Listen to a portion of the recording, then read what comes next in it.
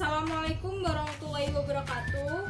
Nama saya Fadila Esti Kumalasari, NPM 19380044, Prodi S1 Farmasi, kelas Farmasi A, mata kuliah Botani Farmasi, semester 2. Di sini saya akan melakukan sebuah percobaan dengan tema osmosis pada kentang. Selamat menyaksikan.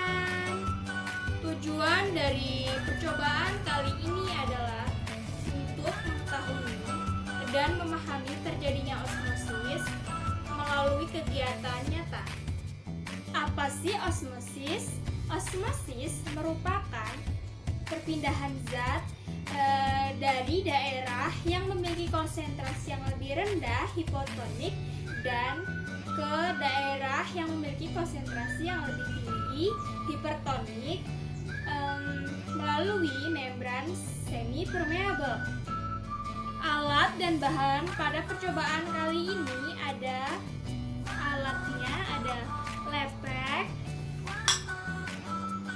gelas, penggaris, sendok, batang pengaduk, pisau, dan bahannya ada garam. Teman-teman boleh pakai 3 sendok makan. Gula memakai 2 atau 3 sendok makan. Kentang dan air. Cara kerja pada percobaan kali ini, yang pertama adalah kita mengupas kentang dengan bersih.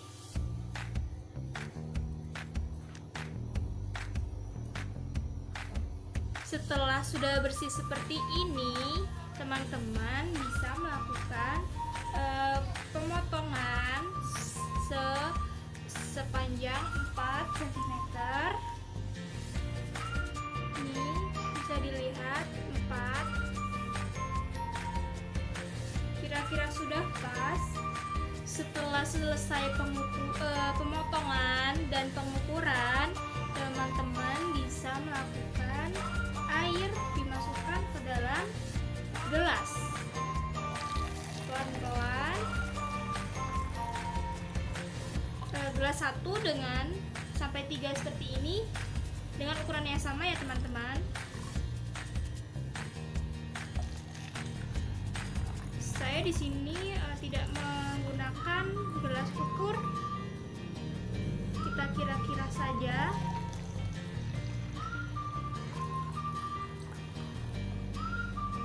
Kira-kira sudah pas. Kita boleh memasukkan garam ke gelas pertama.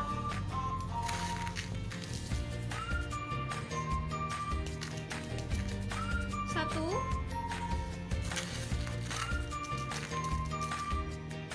dua,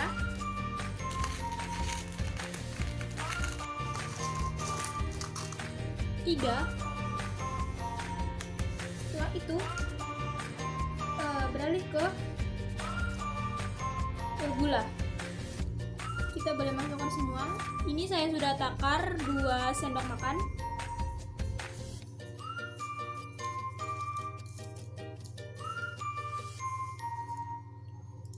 Setelah itu masing-masing kita aduk pada garam, air dan garam.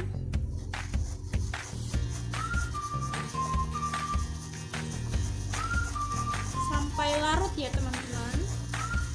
Setelah sudah larut seperti ini, kita pindah ke air gula.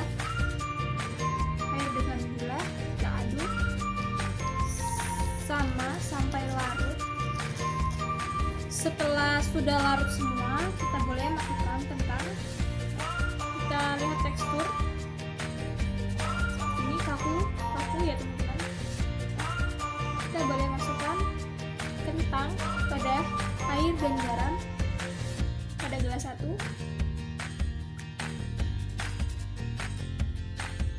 Sama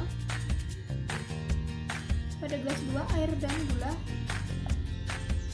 Dan gelas 3 pada air. Kita lihat bedanya. Jika air dan garam ini akan mengambang, dan air dengan gula juga mengambang. Lalu air saja tidak akan mengambang.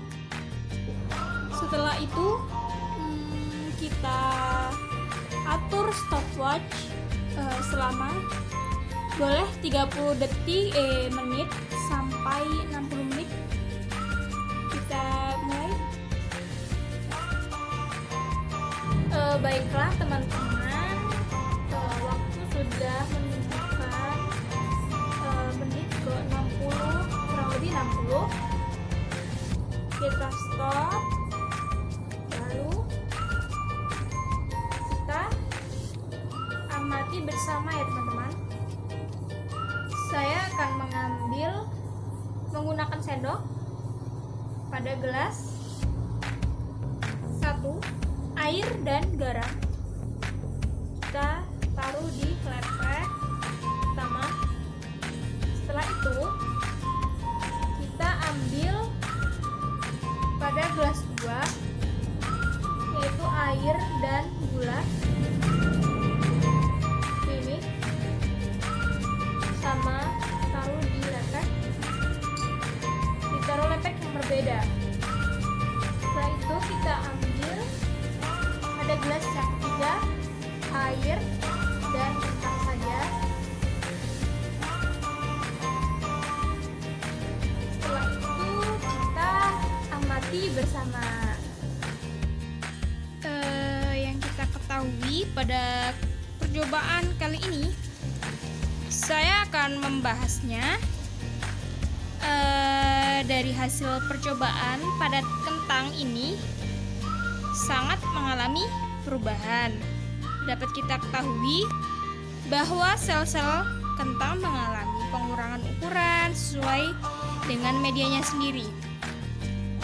Tidak hanya pengurangan, tapi juga penambahan. Hal ini terjadi karena sifat larutan hipertonis maupun hipotonis terhadap kentang.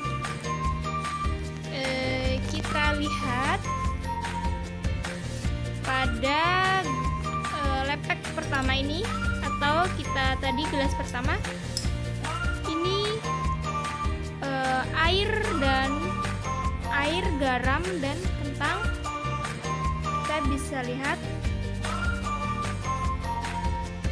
lembek ya teman-teman.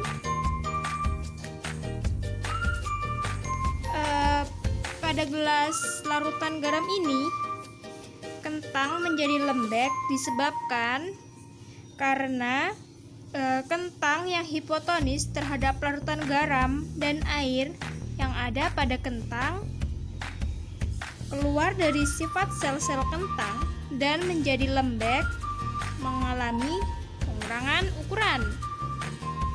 Bisa kita lihat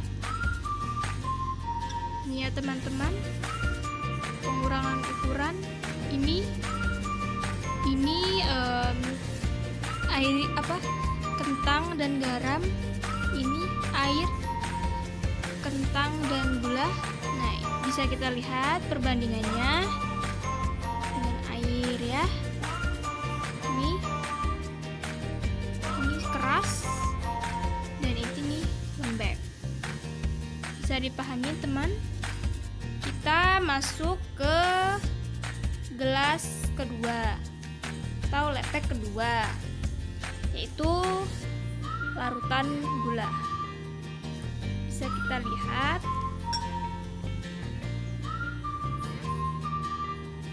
agak sedikit lentur. Pada gelas kedua ini, larutan gula, kentang menjadi sedikit lembek dan pengurangan ukuran, namun tidak sama seperti kentang pada gelas pertama. Dikarenakan sifat hipotonis dari kentang pada gelas kedua ini lebih rendah jika dibanding gelas yang pertama larutan garam, sehingga intensitas air yang keluar dari sel-sel kentang tak sebesar pada gelas yang pertama. Jadi berbeda ya teman. Nih, ukurannya juga berbeda dengan air, mengalami pengurangan. Kita masuk ke gelas yang ketiga atau lepek ketiga. Ini air dan kentang. Air dan kentang ini mengalami pengerasan dikarenakan hipertonis, namun tidak sebesar pada gelas yang kedua.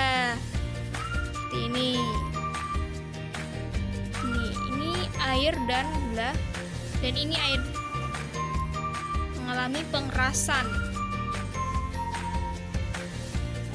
Sudah jelas ya teman-teman perbedaan dari lepek pertama, kedua, dan ketiga.